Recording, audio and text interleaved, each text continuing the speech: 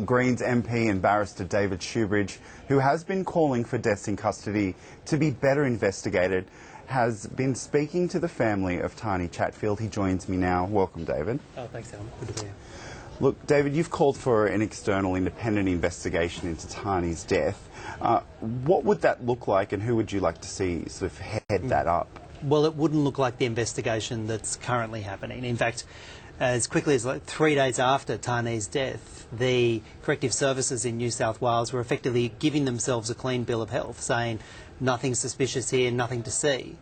And once that statement's been made by the prison system, the family are then looking at the investigation that's apparently still ongoing and saying quite rightly, well, how can it be independent? How can it have real merit? You've already made up your mind 3 days after the death.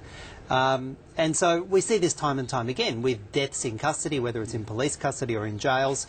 The investigation is done by a mixture in jails of corrective services and police. Very little sense of independence in those investigations. There is some coronial oversight, but it's very much paper oversight at the outside. All of the evidence is compiled by corrective services and police. That is then presented to a coroner sometimes 2 or 3 years after the death.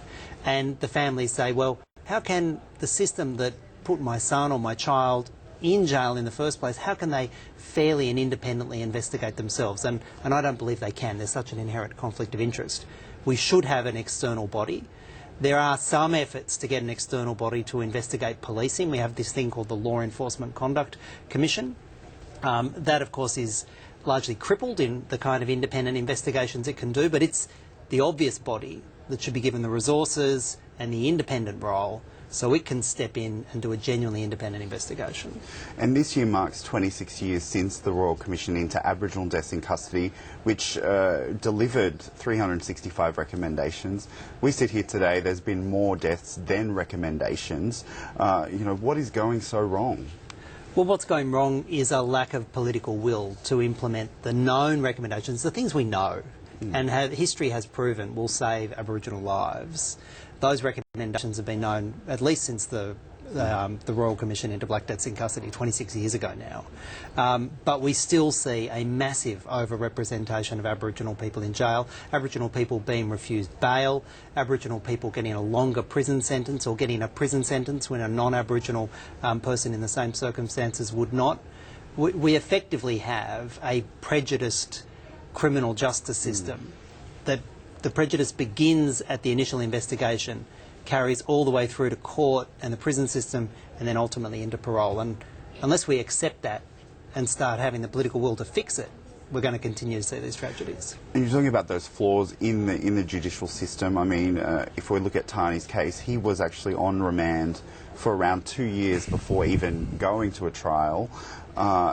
Could a tragedy like this maybe could have been avoided if people weren't effectively put away in remand for such long periods of time? Well, we know that this death wouldn't have happened if Tane had been granted bail. But we also know that Aboriginal people are far less likely to be granted bail than non-Aboriginal people.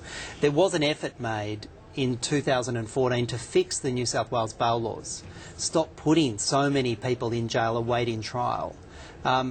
There was an initial move, a positive move in the Parliament, but then that was torn down by some pretty noxious politics from the then Labor opposition and from the usual shock jocks and right-wing commentators who said any move to soften our bail laws is, giving in to criminals. And so we're right back where we were before those changes were made in 2014. And one of the principal reasons we're seeing a growth in the number of Aboriginal people in jail is they're being refused bail, they're being held on remand, and often that's a consequence of poverty and a lack of accommodation options, as well as a kind of inherent bias that we have in the system. So changing the remand system was one of those recommendations, but there were many others. I mean, how do we get state and territories to actually implement these recommendations? Well, I mean, one of the fundamental reasons so many Aboriginal people are in jail and then see their life spiral out of control is they do a whole series of short sentences. They'll be jailed for a 6-month sentence, and then a 12-month sentence, and then maybe a 2-year sentence. And at each of those points, they're not in jail long enough to get access to rehabilitation, not in jail long enough to get access to educational programs, and they're basically being warehoused and churned through, and their life never given an opportunity to correct. The Royal Commission said we should abolish short sentences, particularly for Aboriginal people. because we know they don't do any social good and they clearly destroy people's lives. But we haven't seen a single step forward in that regard. The Royal Commission said that we need to get rid of prejudicial policing and stop seeing so many Aboriginal people being put in jail for conduct that would not see a non-Aboriginal person put in jail. But we're not seeing any of that done.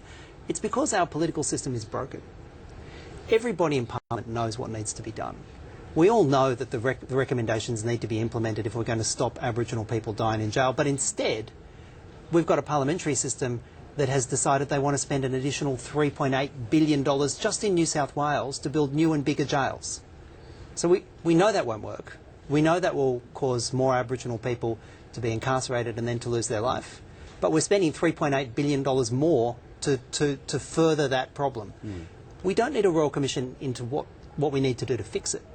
We need a Royal Commission into why our political system is refusing to take those steps. Okay. A Royal Commission into the politicians more than anything else. No worries. Well, thank you so much for your insight. I could talk to you all night about it, but thank you very much for joining me, David. Pleasure, Alan. Now to look at the day's news, here's Madeline Heyman-Reber. Thanks, Alan. A 12-year-old boy has accidentally been shot in the face on a property near Young in New South Wales. A shot was fired from a .22 calibre rifle